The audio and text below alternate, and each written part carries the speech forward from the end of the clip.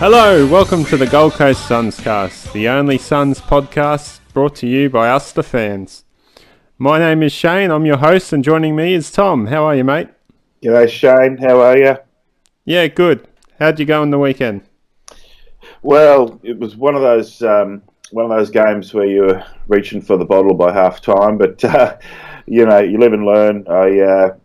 Every time I watch these guys, I think we've got a few more pieces on the chessboard, and just need a few more injuries have killed us. So optimistic for the rest of the season, but realistic about our chances this week. That's for sure.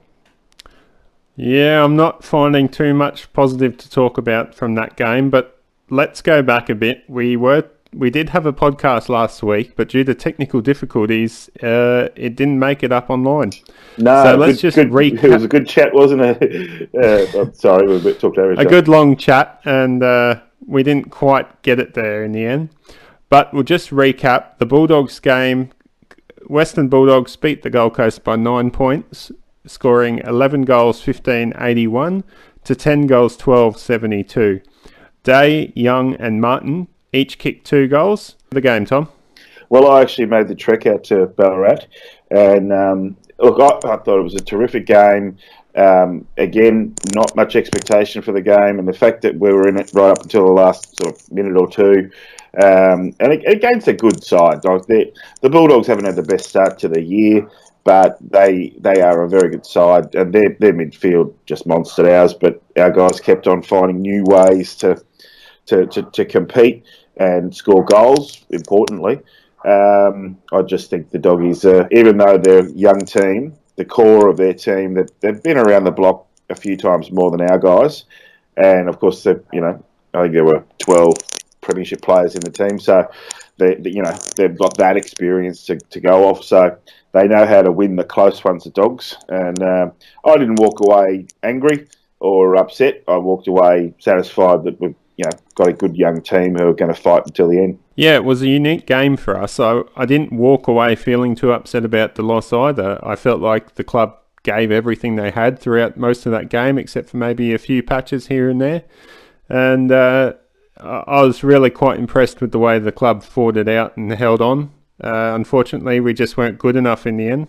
There was just a lapse in the second half, and a few of us were standing there. We were at the far end, and we were just watching the Dogs just tear us apart. They kick 4 or 5 goals in a row, and you just can't concede a run like that. And until we can get that out of our game, and it's not easy. The best teams suffer that kind of thing. But we've just got to learn how to actually stop ourselves from falling in a bit of a hole like that, because then we're always playing from behind and trying to sort of make up for it, and then you can't kick ahead. And with a team like the Dogs, they're not going to let you. One of the highlights from that game, we had Braden Crossley debut. He's already become a cult figure after 2 games, and especially after that first game, he was all the rage. It was the only thing anyone could talk about. Yeah, absolutely, and I think that it goes on from last year. His form for the first of all for the Allies, and then the NEFL, and people who've seen him play live in person know exactly what they're getting.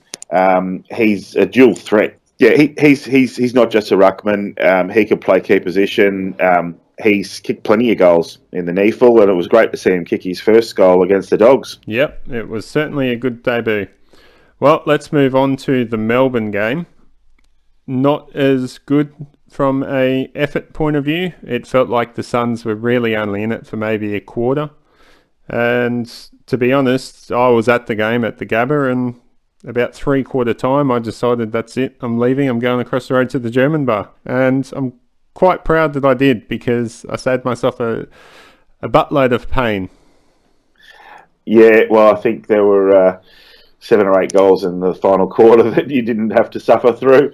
I disagree about the being in it for the first quarter. I thought that halfway through the second quarter, when we got in front, that the bright signs were there, and then it all fell away from there. And then just for 5 to 10 minutes in the third quarter, it just looked like we could be rallying and could it salvage something out of it.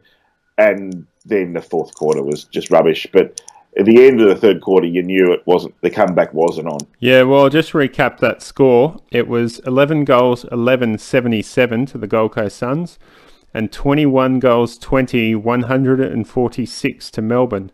That's a 69-point differential. We got smashed, and I don't remember it being anywhere near that when I walked away at three-quarter time. I think it was only about 30 or 36 points. No, you're right. It was 30 points at three-quarter time, but it was only 18 points with about 7 or 8 minutes to go in the third quarter. So it was close-ish, but those last 2 goals in the third quarter just buried us. Yeah. And the boys didn't come out to play in the fourth quarter. Yep. Martin kicked 4 goals for us, and Day kicked 2. They were the only multiple goal scorers. Martin, I found really impressive. He had a great game. He looked like he was all over the ground, up, back, down, forward, in the middle. Yeah, he had one howler where he tried to kick it across the 50-metre arc, and it was intercepted. But I mean, you've got to forgive people for having, players are always going to get caught holding the ball, or running too far, or they're inaccurate in front of goal. So you can forgive him because he's an absolute magician. And if we had 3 of him, we wouldn't be losing by 69 points. No, I don't think so. Even Stuart Hughes been quoted as saying that as well. Every week we do a top 5 from every game. This game was a bit harder to do than most. But let's get into it because we still soldiered on and did it. I gave Martin the 5 votes, as we just spoke about. I felt he was our most influential player. I was quite impressed with Aaron Hall in his comeback, playing mainly off half-back. He got a few disposals, and what was more impressive was his defensive efforts. Quite a few times on the half-back flank where I was sitting, Aaron Hall did not just 1 or 2 team things, but probably half a dozen. He smothered, he shepherded players out of the way, not going for the ball himself. He looked to hand it off to others. It was a very impressive game defensively from Hall. Agreed. Yeah, agreed. He did the thing that you always want. He had some 1%ers. Even had a little bounce at one stage, but he was getting us out of defensive 50. And if there were a few others playing like him, then we wouldn't have got flogged. He was in my best, but. Continue. I'm sure you've got the same guys as me, but in a different order. Yeah, probably. I had Miller at number 3. He had a good solid game. I don't think he was tagging anyone. If he was, then I'd probably be disappointed because most of the Melbourne on-ballers did pretty well. Ainsworth, the 2 votes, He's starting to really prove his worth, running through that middle of the ground as well, getting a bit more disposal, and he looks calm and composed. And Stephen May with the 1 vote. He was a real rock down in defence despite his blunder with the umpire. Yeah, I agree with you there. I did have one different player, but I dare say Ainsworth would have been 6th or 7th if I was going to pick a larger number. I had Miller as my best player. I agree with you. I don't think he had a direct opponent, or certainly not a tag. He was great defensively in the midfield, and was just getting in there, and especially at the stoppages, which is where we had a big problem the previous week. We still weren't outstanding at the stoppages, but we didn't get murdered. And thanks to him, largely that we did get. We did sort of probably the fourth quarter things got away, but he had a lot of possessions, a lot of contested possessions, and was really making his presence known for a guy who's not that big. I had May as my 4-pointer. I reckon when a player starts off a game and has a couple of blunders and then comes back and makes up for it, that to me shows grit. he had a few moments in the game where I thought, oh, he's just going to go off here and he's just going to lose it. But he might have done that in the past, but he didn't do it. And I have to say this: nobody talked about this, but how was his goal? The goal that May scored from like 55 metres out on the far left-hand sideline. Were you anywhere near that? No, I was actually on the other side of the ground, and I think at the time I missed it. I either ducked off to the toilet or ducked off to get another beer. So I only caught that on the replay when I went home and watched it the next day. Yeah, it was just like, it's got to be a contender for goal of the year, at least for the Suns' goal of the year. And if he could do something like that every week, people say, "Oh, May can't play forward," and I agree. You don't want to have him one out in the goal square, but send him forward 2-3 times a quarter if he's willing to take the opposition on and go for a bit of a run and have a pass. Give it back to him. He'll boot him from 60. He doesn't miss. Yeah, I think it was 2011. I think we were playing Hawthorn. Might have been in Tasmania or the MCG. I remember May was centre half forward for that game, and he had a really good game. He kicked quite a few goals from long range, 55, 60 metres. So he's definitely got it in him. Yeah, and he was recruited as a forward, so he's we've got plenty of forwards in the team. So he's made his home at centre half back, and it's a pretty familiar story.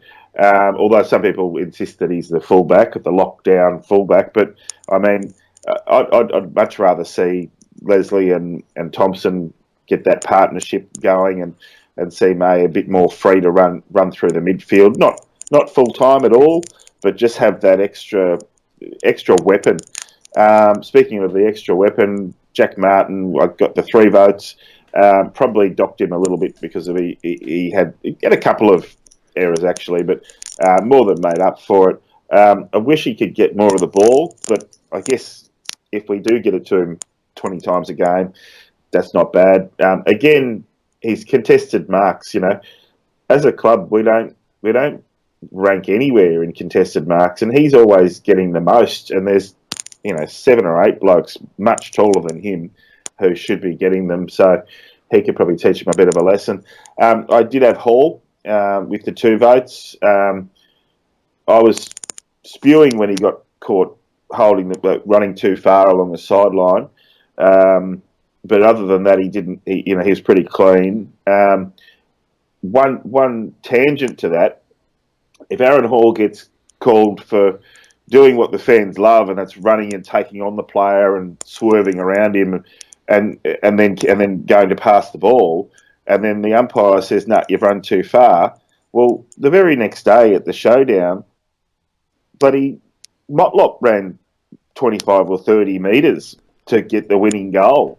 And if the umpire had blown the whistle, there would have been a riot. The streets of Adelaide would have been on fire with burning and looting, Port fans wouldn't have put up for it. The umpires just went, let them play, great game.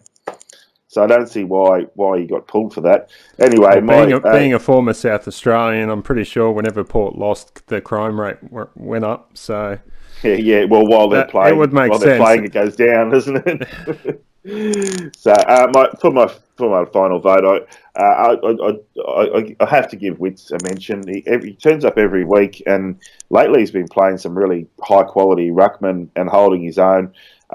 Gawn's a dirty player. Gawn lays all over, drapes his arms, does whatever he can. Hardly ever gets penalised. So I thought he stuck it out for the day.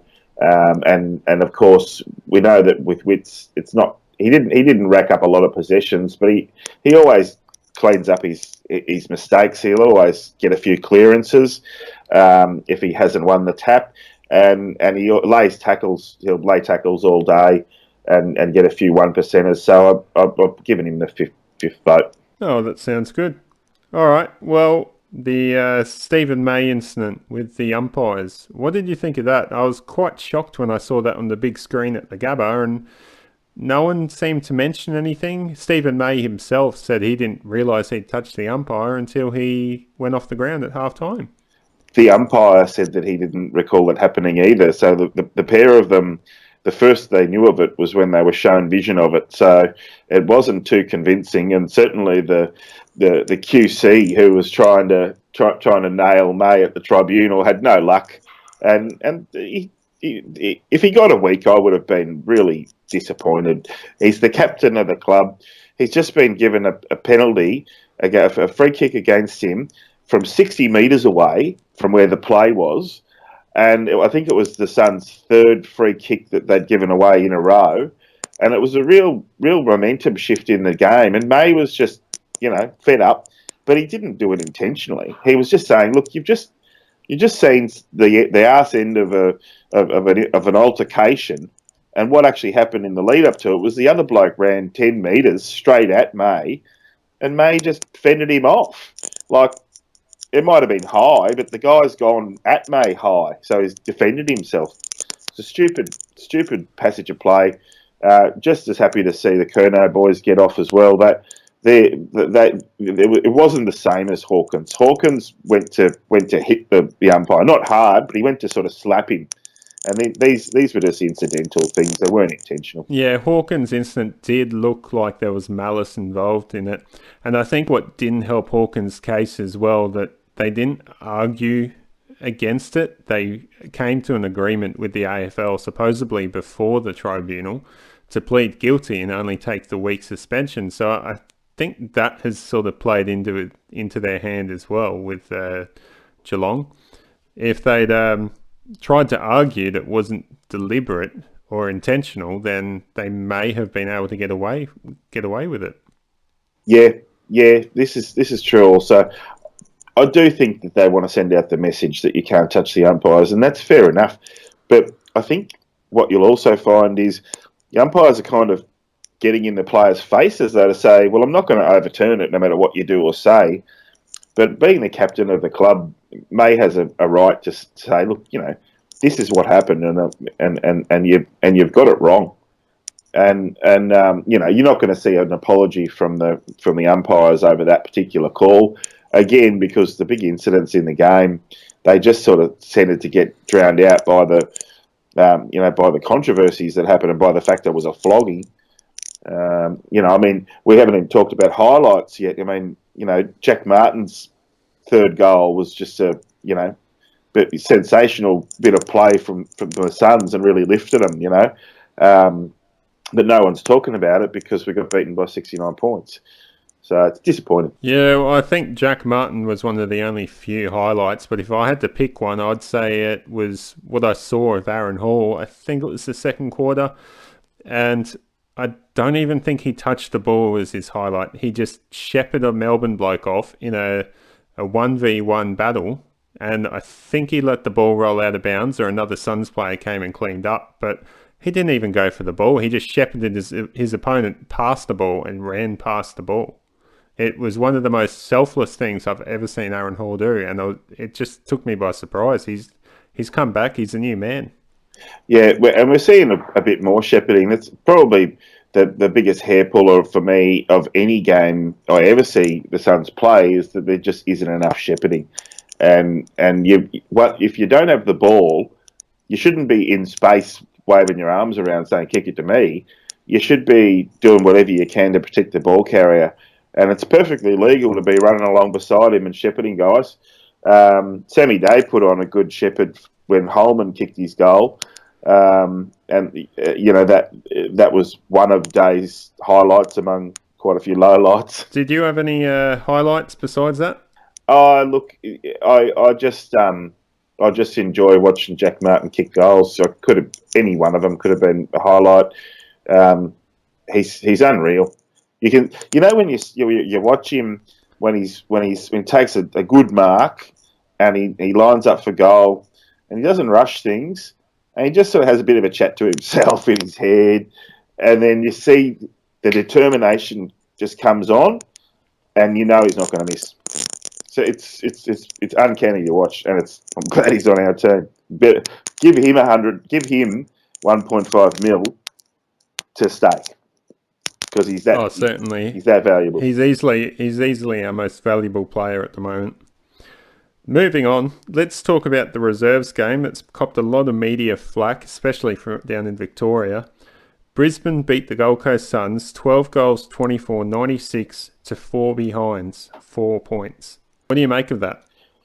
Oh, look, it comes down to two things. One of them is the injury list that we've got, which is even longer than what the published website says.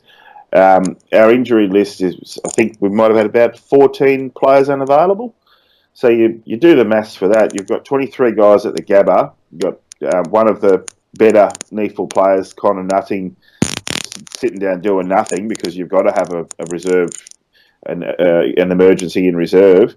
And then so you've got 11 listed players plus 11 academy rejects plus Eddie Sainsbury. So your oldest player's 35 and hasn't played competitive footy for a couple of years, and the youngest guy's 16. You've got a bunch of 17 and 18-year-olds who, as I said, they're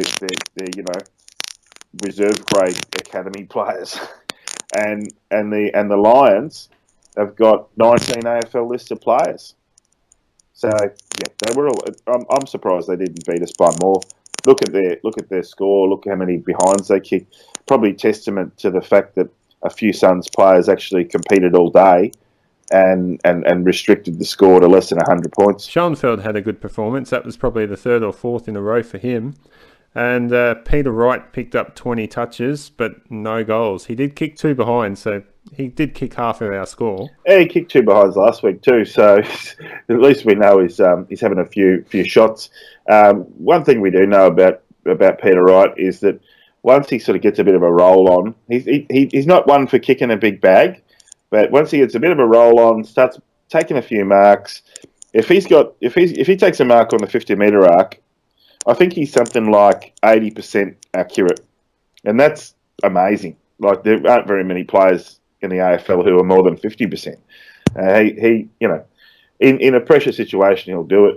I didn't watch either of those NEFL games. Probably a good thing too, because it sounds like they were just horrible. But the fact that he got 20 possessions, he's running up the field, he's getting the ball, he's taking the marks, he's doing all the right things to get back into the first team. If they were taking the cautious approach, another week in the NEFL wouldn't hurt him.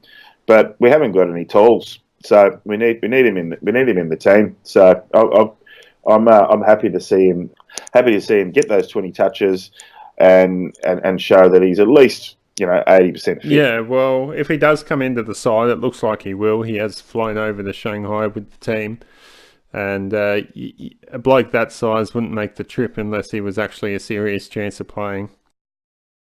Yeah, it looks like they've got nice. What am I trying to say?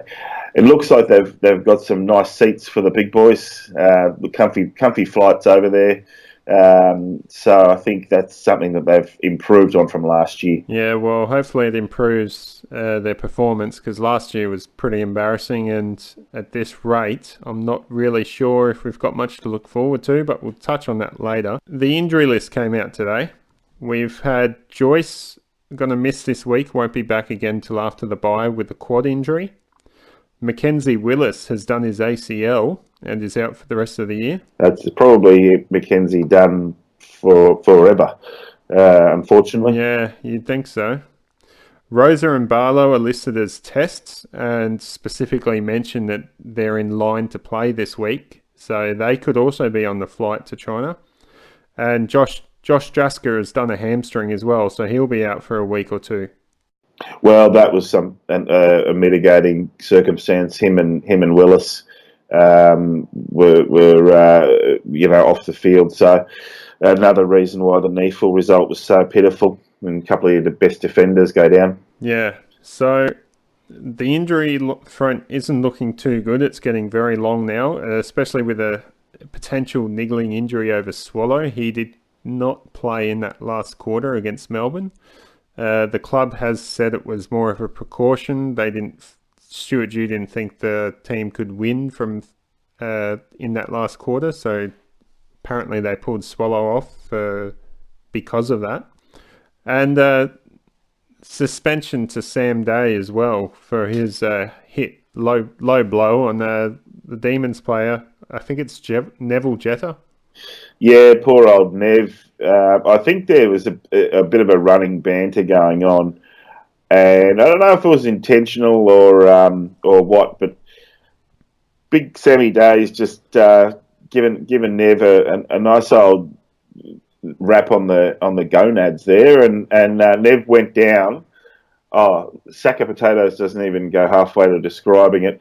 And you can feel for Nev. No one likes that. Probably Day's lucky to get only 1 week. If he hadn't tried to fight it, they might have given him a few more. Yeah, probably best that he just sits it out and comes back if he can get back into the side, if Peter Wright performs well after the bye. Yeah, well, if Lynch is back after the bye and Wright's in form in China, then Day might go back to the NEFL. But then again, maybe just as we played the three tools in the back line, maybe 3 tools in the forward lines, what we've been looking for all along without knowing it. Yeah.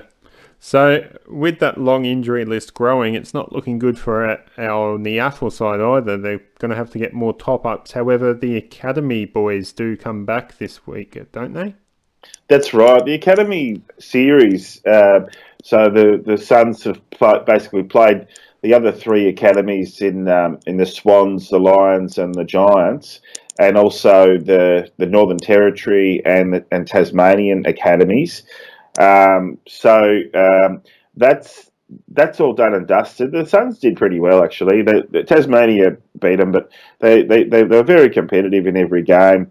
And there's a couple of guys in that. So there's a couple of guys in the academy team who I'm really hoping that we draft. We can't have another draft where we don't draft our own academy guys like we did last year. We need to pick up 4 or 5 of these guys.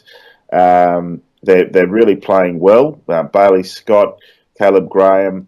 The list goes on. This is probably 8 or 10 guys who I'd like to see us drafting or putting on the rookie list.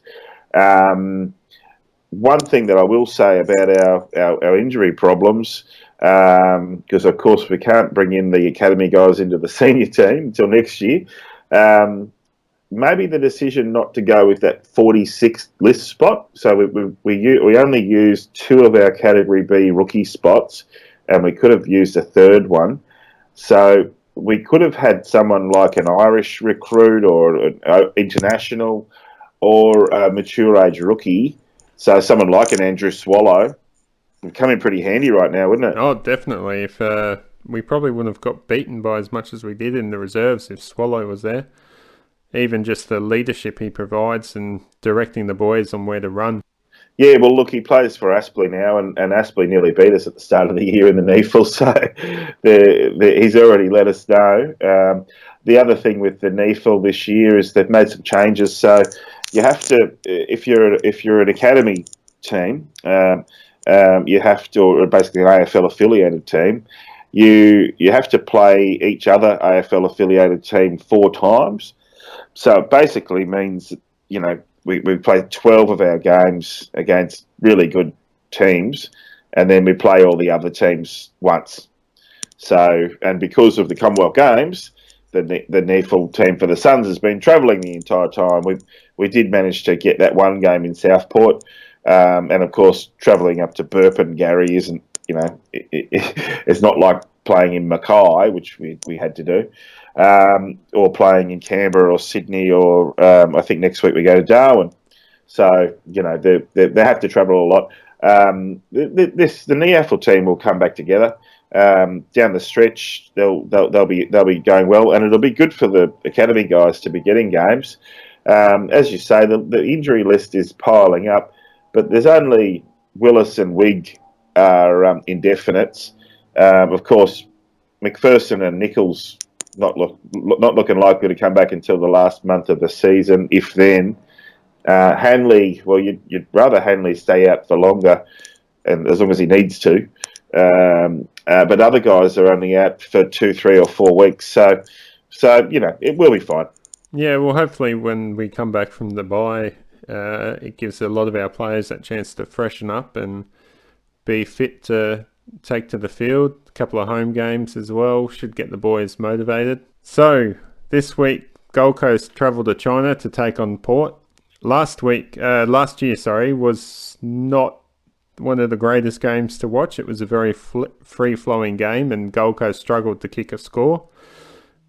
I didn't think it would get any worse, but our return game against Port in Adelaide later that year was even worse. So hopefully this year we can provide a bit more competition. I'm not expecting us to win, but I'd like to see some effort, and hopefully the boys bring a defensive mindset and just sort of lock the ball down. It's supposed to be raining as well, so that would really play into our hands. Yes, I broke the news on Big Footy yesterday. The Shanghai weather forecast is, I think it's going to start to rain in the next day or two, and it's going to be basically, it's not exactly monsoonal, but there's going to be rain every day for 3 or 4 days in a row, and possible showers during the game, and that's only going to suit us. They're not really renowned to be a mudslogging team, but we've had, think about all the games we've had at Metricon that it's been raining. And then you look at the North Melbourne game earlier this year, and North Melbourne are a better team than us. Like, no one thought they were going to go very well this year, but they're competing. If North had have beaten us, they'd be sitting in 4th or 5th right now on the ladder. So, if we can beat someone like that, well, I don't think Port is even as good as North. I think Port, they believe their own hype. Certainly they like to be flat track bullies. But if it's a wet track, then I don't think they're going to be able to really get 30, 40 or 50 points ahead like they can against a team that's sort of down on its luck. Last year's game sucked, well, we all know that. There were various mitigating circumstances, the flights, Rory Thompson's late withdrawal, Keegan Brooksby coming in. Brooksby's not an AFL player. This time around, I don't know. I think Drew will have him tuned up to get out there and compete. So it's Stewie's old team, the Power. He won't want to see us get beaten by 100 points. That's for sure. Yeah, well, we certainly shouldn't let us get away with the effort we put in last week against Melbourne. So I'd expect the Suns to come out firing. I still don't think it would be enough to get the win unless it is monsoonal type conditions, and the Aaron Youngs, the Alex Sextons of the team stand up and really sort of show their class in the wet. Absolutely. You mentioned that you were very impressed with Ainsworth, and I know that in our chat last week we were both raving about Ainsworth. Well, if you think back to the wet game against North Melbourne, Ainsworth kicked 2 goals and looked pretty dangerous around the ball. So I think it's our little blokes who are going to be able to get in there and sort of make a difference. Port rely on Justin Westhoff, who's just a freak. He can play forward or back or ruck, wherever you need him, and he's been in great form too. So I'm terrified of what he can do. But again, as I spoke of earlier, I'd love to see Leslie and Thompson take those tall forwards, and if Westhoff's up in the forward line, then May can take him. But if there's no tall for May to take, then let him roam free a bit, and he should be able to repel a few more forward entries, As a loose man in defence, or floating around the wing and using his advantage to sort of be the link-up player? Yeah, well, both. Well, both. I mean, I think against the Demons, we didn't have anyone who could run with Tom McDonald, so he just ripped us apart in the first half. So we need to make sure there's somebody who can do that. I don't think Crossley's got the tank to be able to go with someone like Westhoff, but he could certainly, tag him for a quarter, or he could certainly man up on him if they're deep in attack or defence or something. They've got more tools than we do, but if we've got Ballard and Crossley now, a couple of games under their belt, and Wright's coming back into the team, so losing Day means we actually get a taller player. Well, we're not doing so badly in the height stakes. We're still not as tall as them. They're just a pretty big team. They're a sizable team for their first 12 players are all big boys. Yeah, so you mentioned Wright coming back into the team. We both discussed that earlier. 25 players have made the flight over to China. We know Wright is one of them. We've also seen footage that Brody is in that list. Does that give you any hope for Brody to play? And who do you think is going to make the final cut for the selection committee? Yeah, it's a really good question, Shane. Brody looked happy just to be on the plane. So, if he gets picked, he gets picked. I think against the big-bodied Port midfielders, he would be an ideal person to have. I wonder if Swallow's going to play. They'll give him every chance, but you'd imagine that Brody's there as insurance for Swallow. But I think if you're going to have him there as insurance, you might as well have him on the bench. As far as players to come out of the team, we know that Wright comes in for Day. Hard to see if any players will come out of the team. But another fellow who we know is on the plane, or we've heard a rumour, is that Jacob Heron, which would be a real roughie. You wonder maybe he's just over there to get a bit of experience, and to say, well, good on you, mate. It's not going to be 85-point thrashings every week. In the NEFL, come and have the experience in China because you're going to be playing in the AFL team at the end of the year. Yeah, Dew does strike me as the coach that likes to keep to his structures. We've seen that this year with the Tom Lynch going out. They brought in Braden Crossley out of, my opinion, that was out of left field. And now we've seen that it looks like now that Sam Day's out, Peter Wright's going to come in, despite Dew saying he needs an extra week. So it probably shows that he likes to keep to his structures. And if Heron's coming in, Heron's a small forward, I think. So he plays forward and back. That's his strength, is that he's versatile. Doesn't pick up a lot of possessions, so he's sort of going to be a bit like a younger version of Jared Harbrow. But instead of sort of 18, 20 possessions, he's probably only going to get the 10.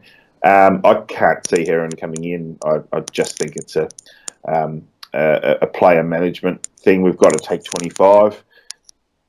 Things happen in the warm-up. Happened last year when Tomo came out.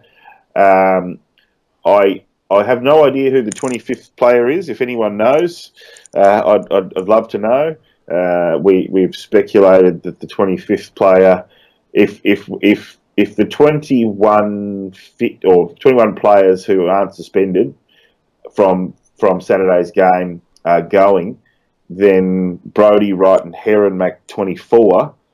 So who could it be? 25th player could be Lemons, back from injury. Could be Jacob Dawson. Or it could be Rosa and Barlow. The injury report has suggested that they're in line to play this week, and if they are serious about playing, one or maybe both of them could be on the plane as well, which means there could be another out that we don't know about yet. Yeah, well, I guess it keeps things exciting, doesn't it? Yeah, it does. Anyway, that's enough for us today. We're running out of time. So you can catch us on Facebook and Twitter. The podcast is up under the 32-bit Shane banner. We are also now on iTunes. Not that I have access to iTunes, but apparently it's up there, so you can search for us, leave us a review, and show others where to find us. So my name is Shane. You can catch me at 32-bit Shane. And Tom? Yep. Tom here, 17er at Big Footy.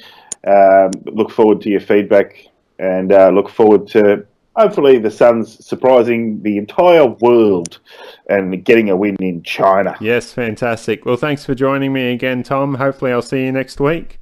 Until then, go Suns!